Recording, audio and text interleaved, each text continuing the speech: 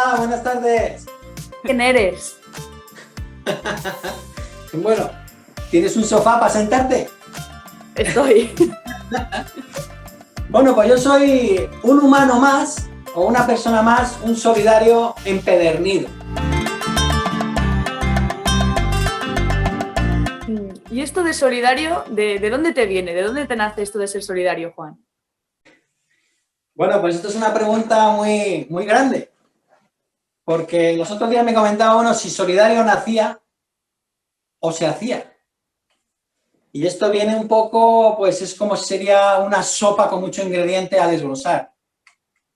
Te cuento que, bueno, solidario, yo desde que era muy pequeño, desde que mi madre me lo dice muchas veces, que me sacaba a la calle, y yo siempre cuando salía por ahí decía, hola amigo, adiós amigo, siempre estaba así, ¿no?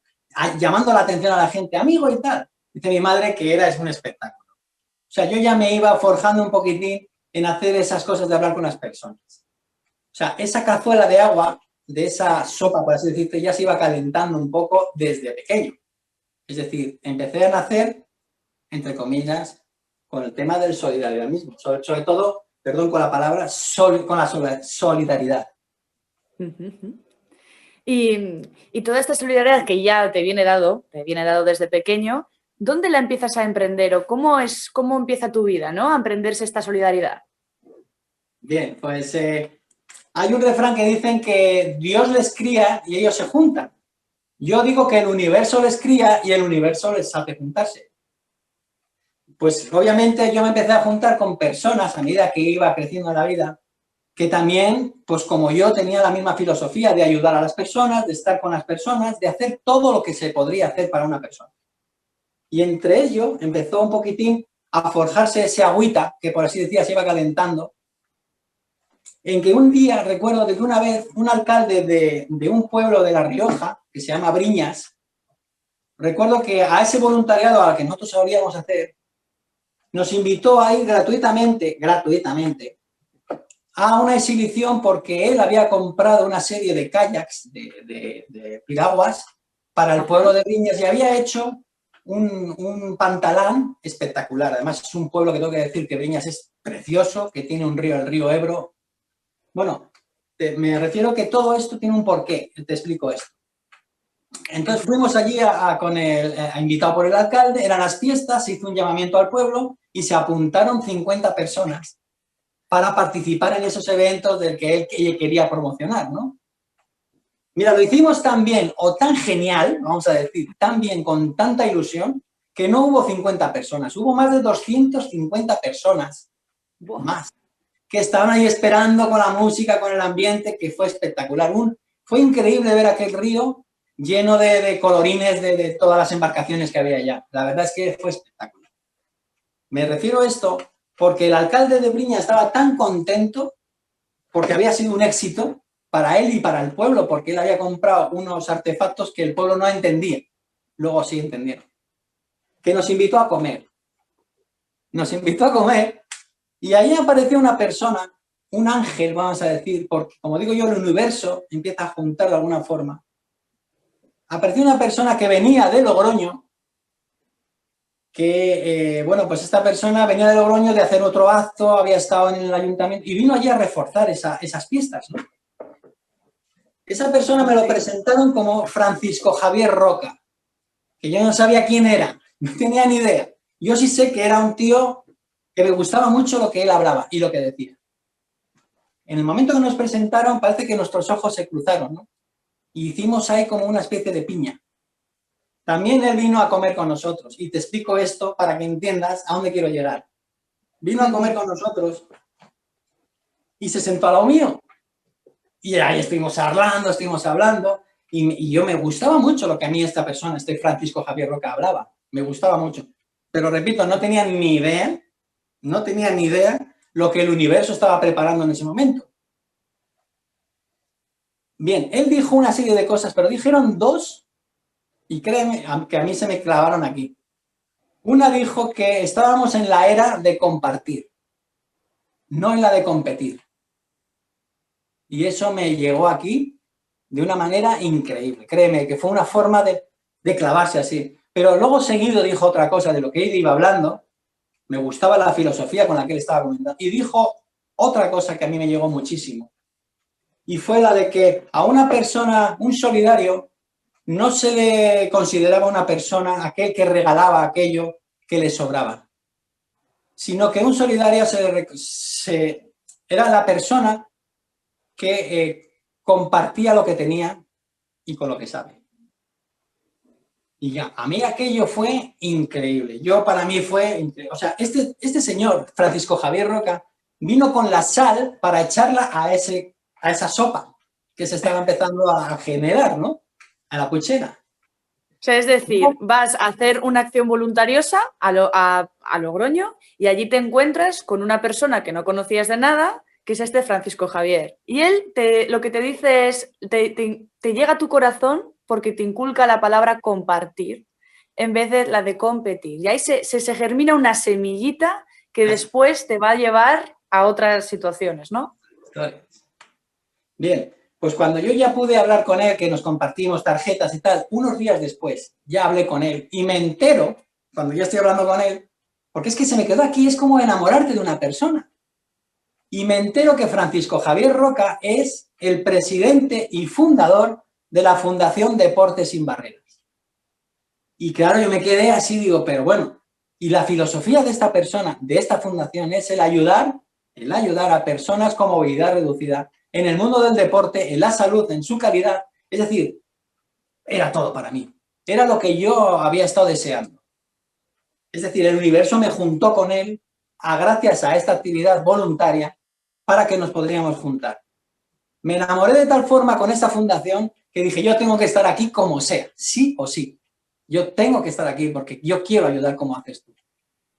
Y empezamos a trabajar un poco de alguna forma que conseguimos de alguna manera con mis pequeños contactos de crear a través con la fundación. Uno de los actos muy bonitos que me gustó fue el por primera vez crear o inaugurar una pista de pádel en Logroño adaptada, la primera pista de pádel adaptada en Logroño, donde salió en medios de comunicación, salió en prensa, bueno, fue espectacular.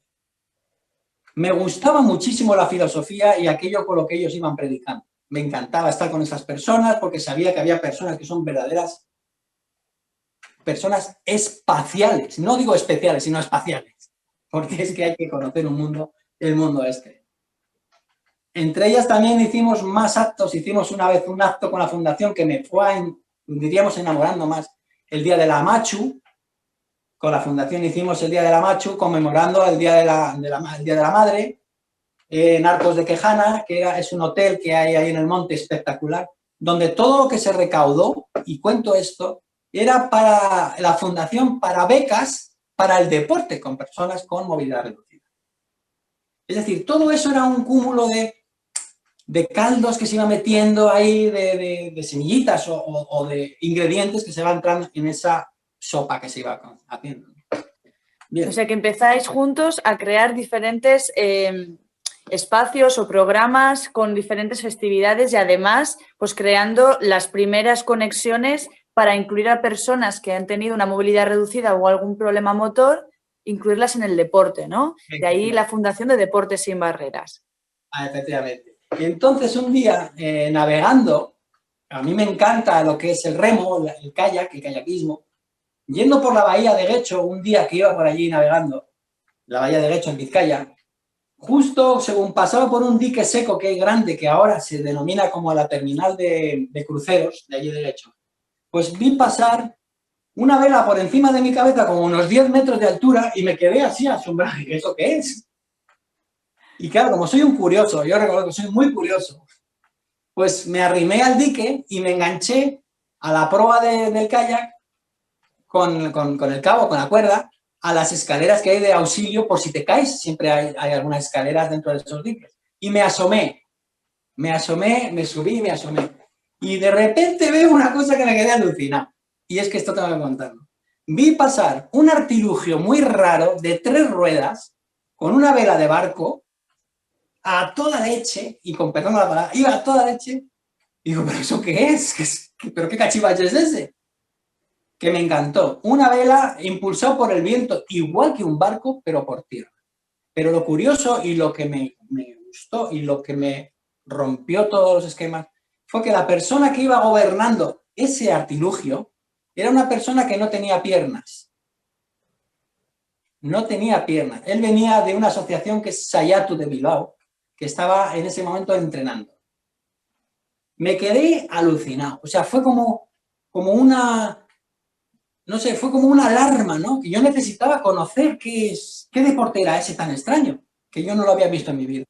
Y él vino la madre y me estuvo diciendo, mira, esto es un deporte que no se conoce en España, donde aquí hay muy pocas personas que lo están practicando. Hay una serie de asociaciones a nivel nacional, pequeñas asociaciones que lo practican. En Europa sí se conoce este deporte, me dijo, me recalcó. Incluso hay federaciones en Europa, pero en España no. Bueno, pues ahí lo vemos, las 3 ruedas y la vela. Una vela de barco impulsado por tierra, por viento, perdón, igual que en la mar. La particularidad es que aquí no te enfrentas con olas, por lo tanto no te mareas. Pero lo curioso de todo esto es que a mí cuando me estuvo hablando de que había gente que ya lo practicaba aquí en la nación y que eran campeones fuera de otros países y venían con los trofeos y no era reconocido, digo, ¿cómo puede ser esto? Personas con movilidad reducida que están participando a la misma vez, juntos, en conjunto. Y entonces, como yo ya me había involucrado, me había casado con la fundación de alguna manera, me acordé de la Fundación Deportes Sin Barreras, de este deporte. Y entonces hablé con la fundación y digo, ¿qué te parece este deporte? Dijo, es espectacular. Es un deporte familiar, que no contamina. Es un deporte inclusivo. Un deporte donde la orientación y la objetividad son muchas cosas las que había detrás de él. Y un deporte que además la puedes combinar con otras personas, incluso que tengan parálisis, para poderles tú ayudar a que puedan moverlo. Es decir, a mí me entusiasma.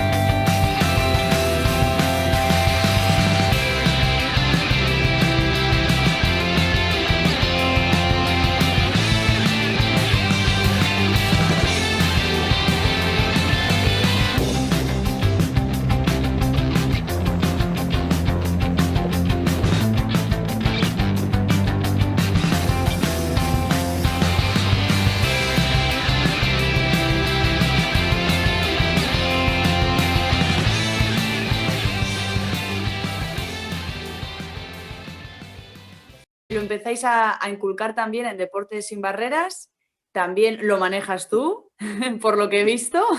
Sí, claro, cómo no. Y seguís compartiendo experiencias, sigues con tu voluntariado, seguís haciendo muchísimas cosas en Deportes Sin Barreras.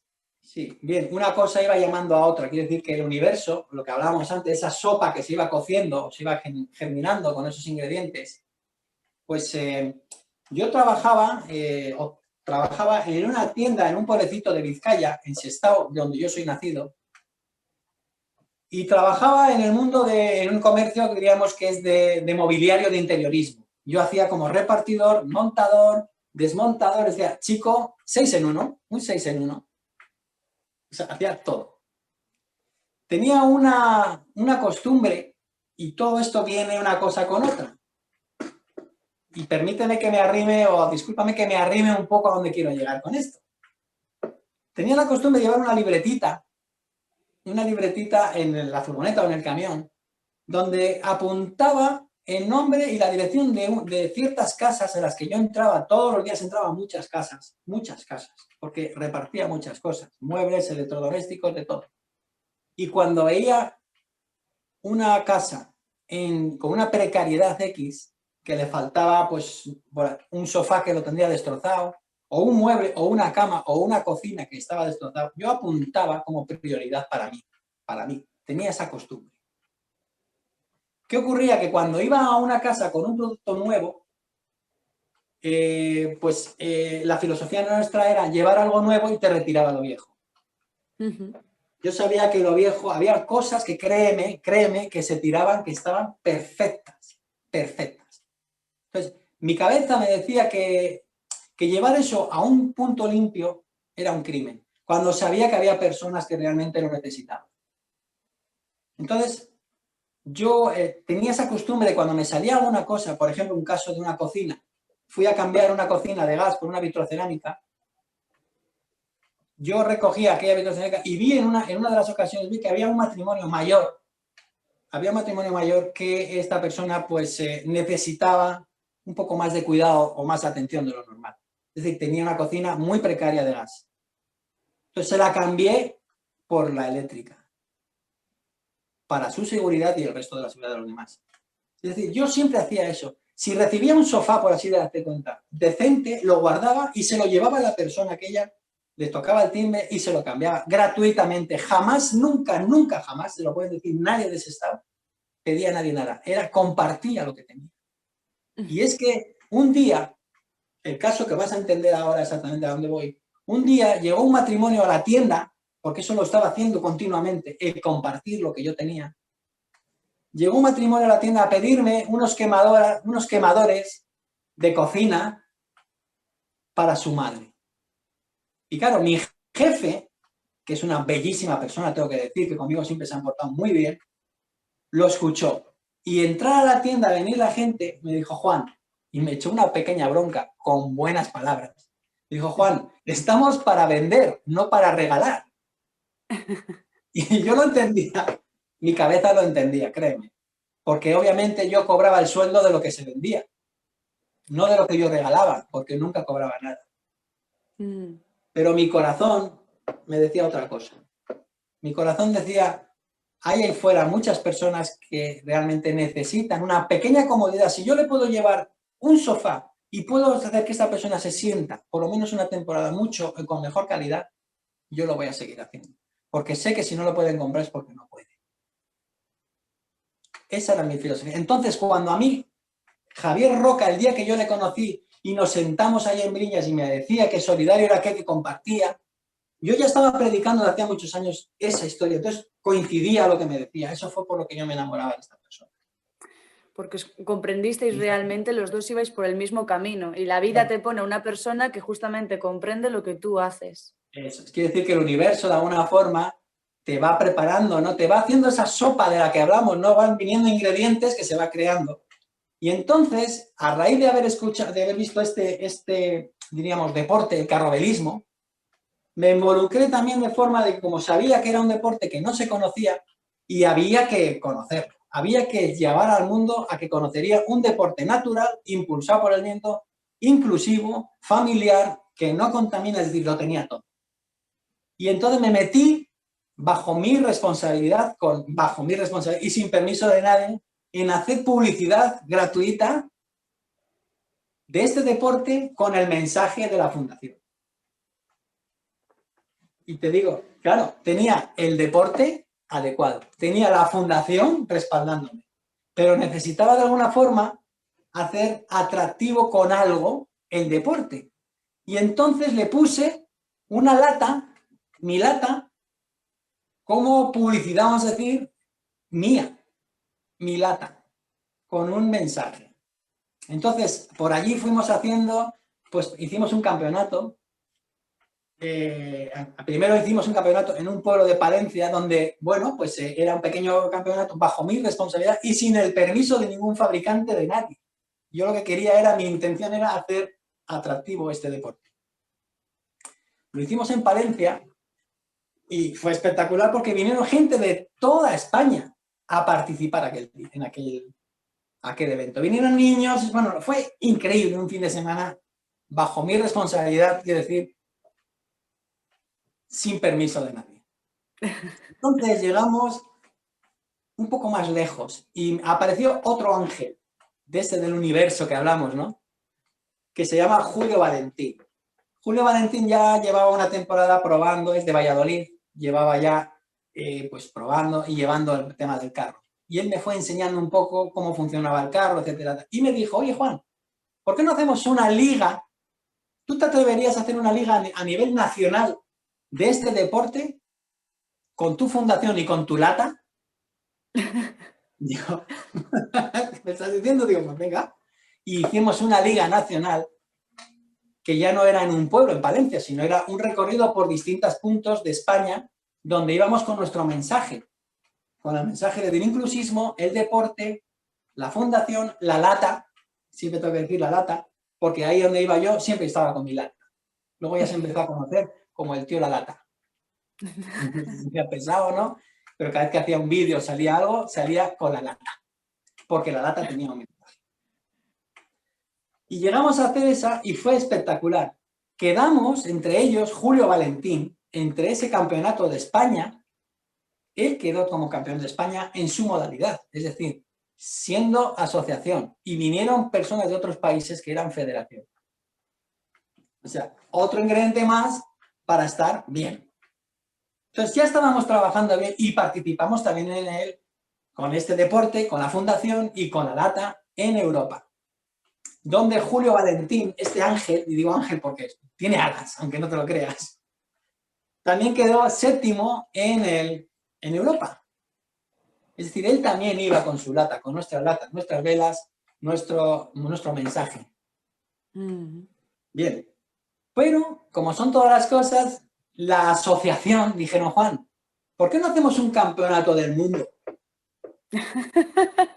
O sea, empezáis en Logroño, vais hacia Palencia, acabáis a nivel nacional, acabáis a nivel europeo y os lleváis hacia nivel mundial. Dice, ¿por qué no hacéis? Y digo, ¿por qué no?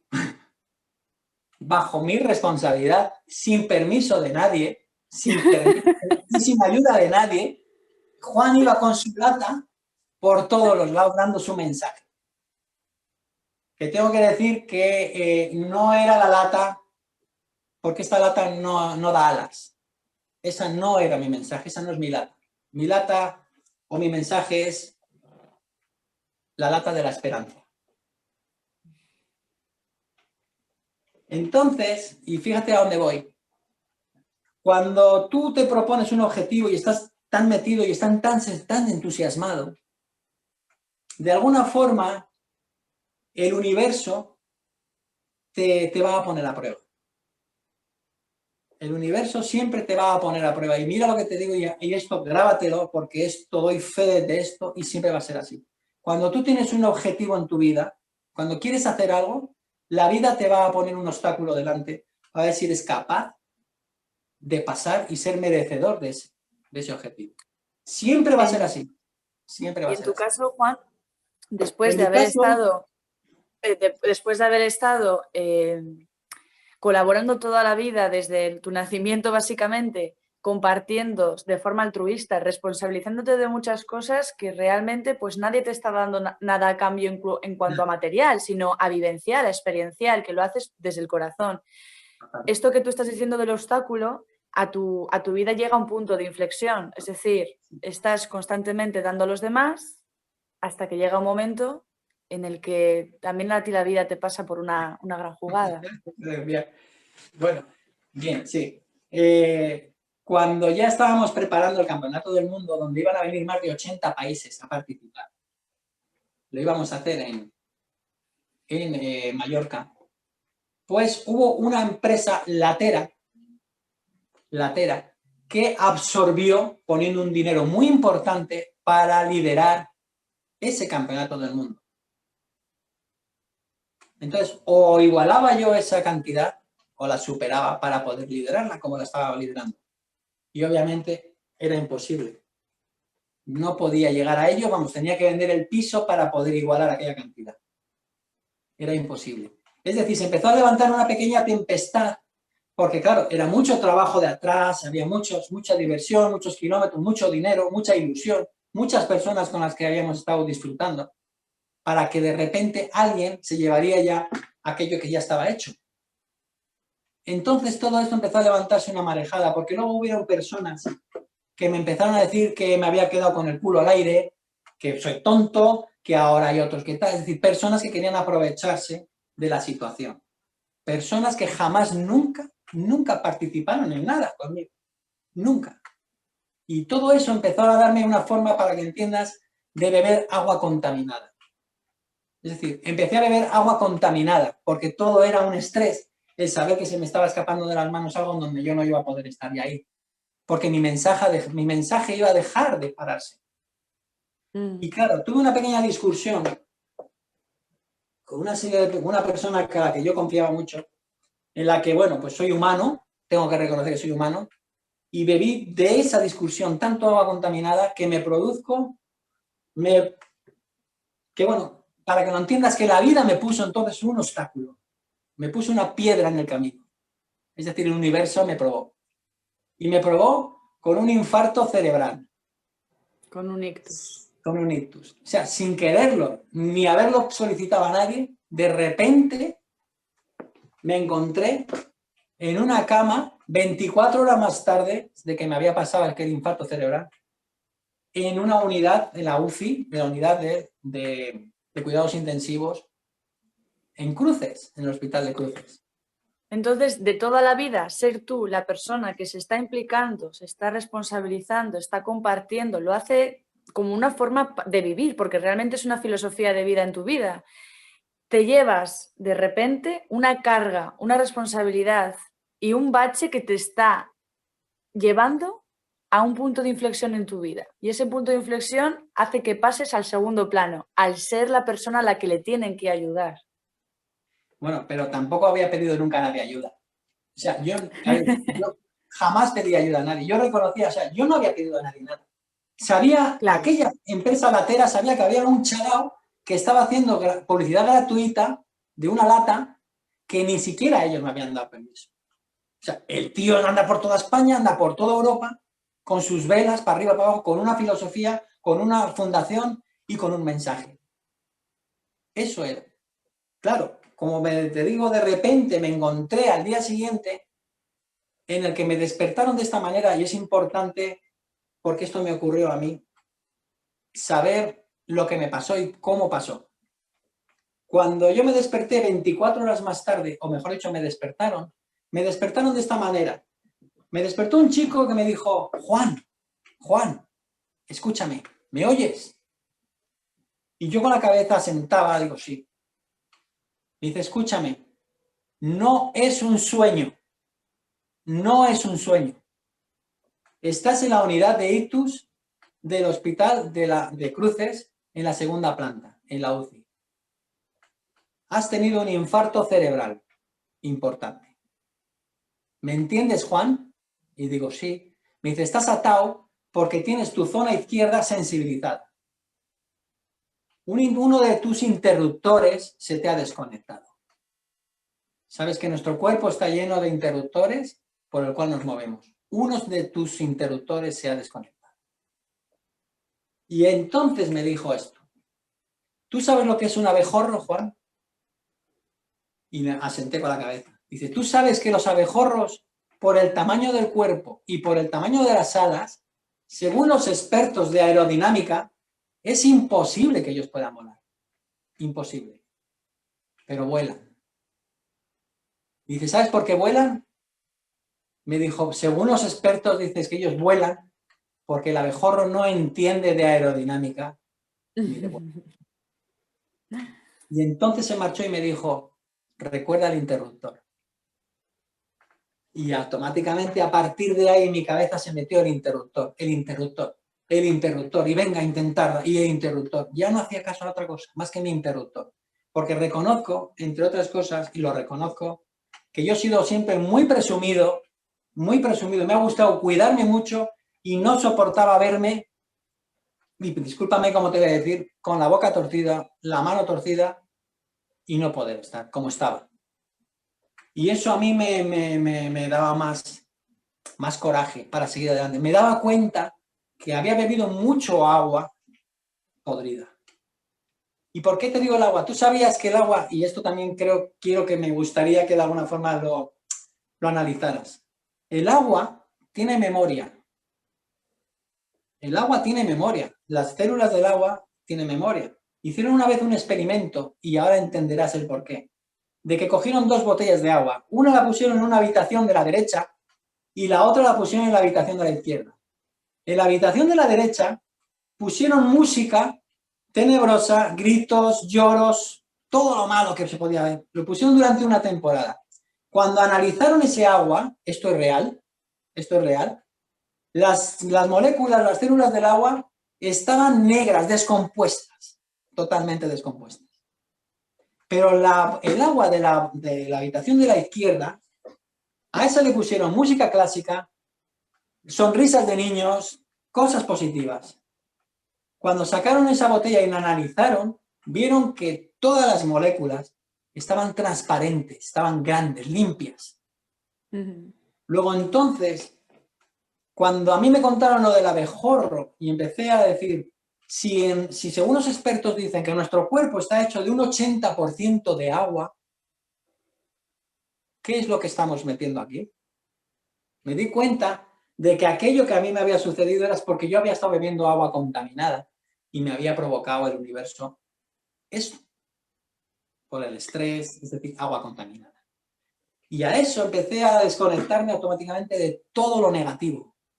Me quité de radios, de nada que tenía que ver ni con telediarios, nada. Solo me concentré en mí, en mi cabeza, en mi actitud mental positiva. Y yo me miraba al espejo y decía, interruptor, interruptor, y sigue adelante. Y olvídate, eres un abejorro y no sabes lo que te ha pasado ni lo quieres saber, y seguía para adelante. Y empezaba un poco a funcionar esta zona. Empezaba a funcionar.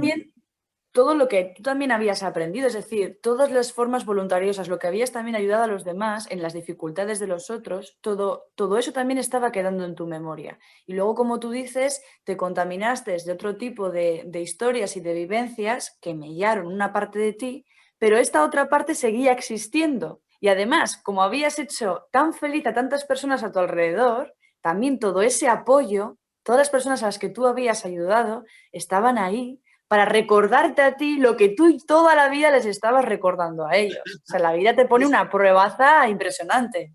Es que date cuenta una cosa, cuidado con lo que se habla, que luego te viene para ti. ¿Por qué? Porque una de las cosas que la actitud que yo he puesto siempre con las personas con movilidad reducida o entre otras personas que tampoco tenían movilidad reducida, siempre ha sido el tú puedes mucho más de lo que tú crees. Entonces, una vez la fundación participó y ya entró otro ingrediente mucho más grande a esa sopa que se ha ido cociendo, vino una persona, un señor que se llama Claudio, que él también va en su silla de ruedas porque no tiene piernas. Aquel hombre con el que yo ya había hablado muchas veces y habíamos estado siempre con él y venga y para acá, le empezó a encantar también este mundo del carro. Cuando él se enteró de lo que me había ocurrido, él fue a toda velocidad con su silla hasta llegar a mi habitación. Llegó a mi habitación,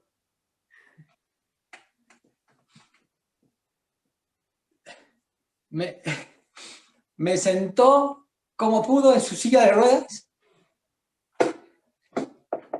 y discúlpame porque me emociona, porque fue un mensaje más bonito que jamás me habían dado de aquello. Me sentó en su silla de ruedas, me llevó por todos los pasillos, que fue la que preparamos, fue increíble. Todas las enfermeras decían, pero estos están locos. Me sentó y me llevó por el pasillo. Y me decía, Juan, ahora tú tienes que demostrar que no se puede hablar gratis. Tú no puedes quedarte en una silla de ruedas. Tú no quieres quedar. Eso fue su mensaje. Las enfermeras no entendían su mensaje, pero yo lo entendí. Entonces, había estado predicando sin el ejemplo. Entonces, a raíz de eso, que mi cuerpo empezaba a sentirse mejor, también tengo que decir que el deporte y la buena alimentación también me ayudó mucho. Claro. Me ayudó mucho. El tipo de coágulo que me había llegado a la cabeza en ese momento, según los neurólogos, era tan potente, que solo me daban un 5% de posibilidades de vivir. Había un 95% de posibilidad de que ese coágulo me había taponado de tal forma en el cerebro que habría reventado.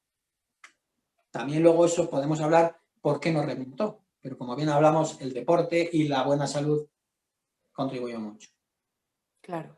Todo, realmente tus vivencias, tus aprendizajes, todo lo que habías estado cultivando, el deporte, la alimentación, los pensamientos, ese interruptor, o sea, todas las miguitas de pan que te estaban dando alrededor, que tú ya habías de alguna manera sembrado anteriormente, te estaban ayudando ahora a ti. Eras tú la clave para todas esas enseñanzas, llevarlas a tu interior. Así es decir, el universo de alguna forma me iba poniendo y ese cazuela, esa sopa que se iba cociendo entre una cosa y otra, digo sopa, porque eso me daba que cuando yo me podía poner de pies y podía salir de mi habitación, podía ir a otra habitación de otra persona que también en la unidad de ictus le había ocurrido algo, yo iba con mi historia, iba a donde él y le decía y le contaba porque me había sucedido a mí y les contaba la historia de la mejor.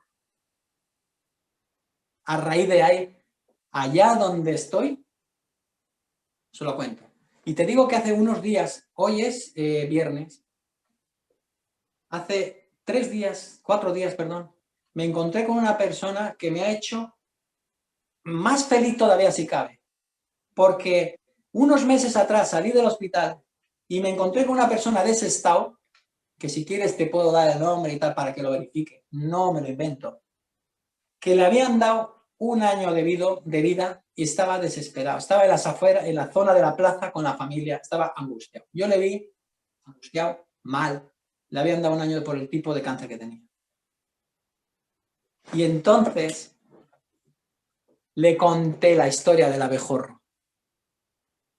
Le conté la historia con todo el entusiasmo. Le dije que esta era más potente de lo que jamás puedes pensar. Hace 4 días me lo encontré en Sestao y me dijo, Juan, me he acordado de ti una barbaridad. Dice, porque estoy bien. Estoy bien. Eso me hizo lo más feliz del mundo. Porque yo sé y doy fe de esto, que esta no sabemos lo que tenemos ahí. No lo sabemos.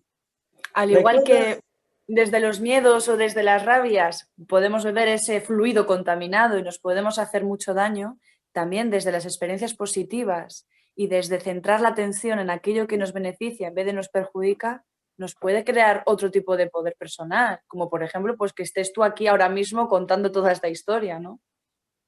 Bien, ¿recuerdas que hablábamos del campeonato del mundo que se me quitó de las manos? Yo ya estaba predicando lo que me había pasado, pero el universo de alguna forma empezó a funcionar de tal manera, esa sinergia positiva, que cuando tú la pones en marcha, hay algo que se empieza a juntar, a atraerla. Entonces hubo otro ángel que apareció, otro ángel, que de alguna forma, y voy a decir su nombre, que apareció para ayudar a que nosotros podríamos participar con nuestra lata y nuestras velas y nuestra fundación en el campeonato del mundo, aportando un dinero muy importante para que unos cuantos pilotos, 10 pilotos, puedan pagarse la suscripción y estar allí con nuestras latas. Esta persona se llama Miguel Aguado Berguinza. Él también, bajo su responsabilidad, aportó un dinero suficiente para que 10 de estos pilotos fueran a representar a España en el campeonato del mundo, que en su día habíamos trabajado nosotros para que fuera nuestro. Entonces aquello lo llamamos la operación Caballo de Troya, porque claro, ya no era nuestra lata, pero sí entrábamos como equipo. Tengo que decir, y lo digo muy alto, que de esas 10 personas que participaron con tantos países, sin siendo asociación y no federación, 8 de esos 10 quedaron campeones. 4 campeones del mundo y 4 subcampeones del mundo. Entre ellos estaba Julio Valentín. Es decir, eso fue la carne magra que necesitaba para mi puchera. Fue la carne magra que fue increíble. Increíble lo que ocurrió. Todo pues tenía que ser así. Es decir, el universo lo fue poniendo de tal manera que iría a funcionar. La sopa ya está hecha. O sea, también una gran lección es que no es todo lo que queramos y cuando queramos por también solo nuestro empeño, sino cuando las situaciones se van adaptando y creando en el momento idóneo, porque todo eso solo fue posible de esa manera, quizás de la otra forma no sería posible y habría sido igual otra situación, ¿no? Pero tendría que pasarte todo lo que te pasó para llegar hasta ahora. Y de hecho, a pesar de todo esto, tú sigues, ¿verdad, Juan? Tú sigues siendo voluntario, sigues haciendo, sigues ahí. Me vas a permitir una broma, que dice que a Juan Blanco hay que matarle porque este no se muere tan fácil. Eso lo dicen en el hospital de Cruces. A este hay que matarlo, este no. Recuerda que la sopa está hecha para entender un poco toda esta trayectoria. Entonces, me encantaría compartir contigo un plato de esta sopa con 4 ingredientes fundamentales junto a este plato. Que esos ingredientes son, se hablaron, la última vez que hablé con la Fundación Francisco Javier Roca me dijo, Juan, ¿no te das cuenta que tú de voluntario entusiasmado pasaste de ser un voluntario a ser un usuario? Decía, tú sí o sí tenías que estarte con nosotros como sería. O sea, sí o sí yo me quedaba con la Fundación. Si no era como voluntario, era como usuario. Al cual defiendo porque la filosofía de esta fundación es increíble.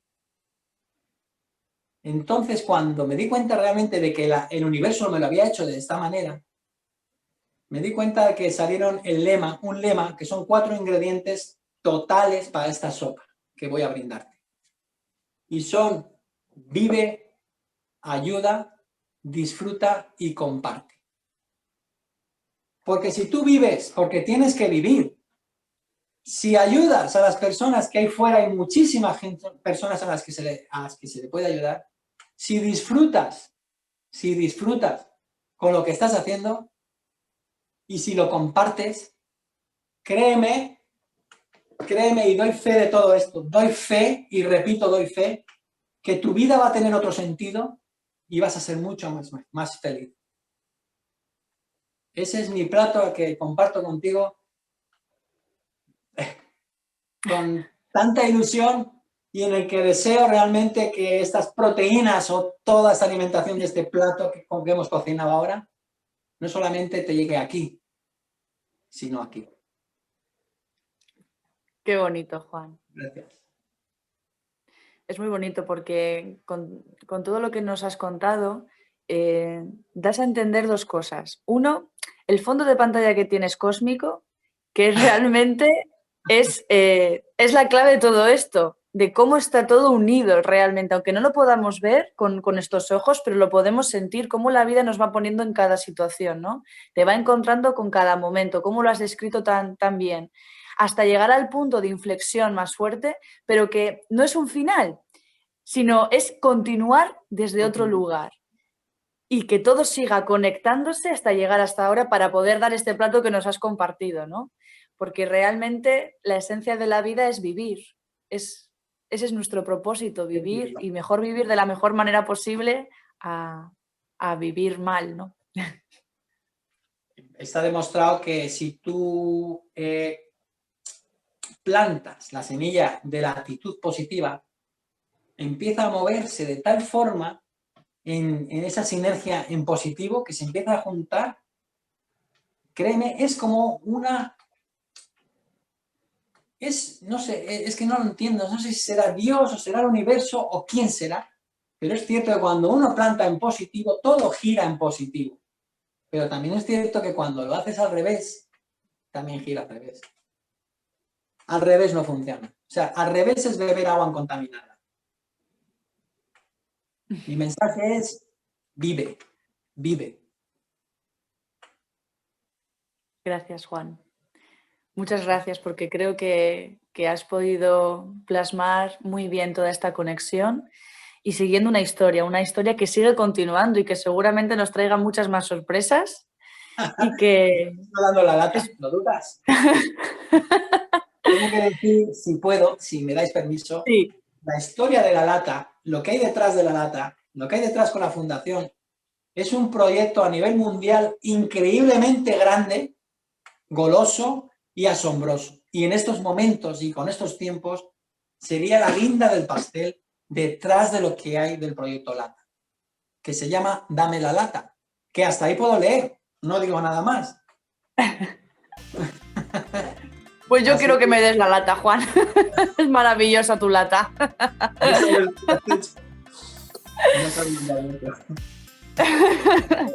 Gracias, sobre todo gracias por dejarme pensar en voz alta y ojalá con que uno, aunque ya llegó, a uno le llegue esto, con que uno le llegue, yo ya estoy saciado. Porque a mí me ha ocurrido. Gracias, Juan. Seguro que llegan muchas personas que tienen que verlo en este momento. Muchas gracias por tu espacio, por tu tiempo y por compartirte desde tu autenticidad. Gracias, Juan. A ti, Maite.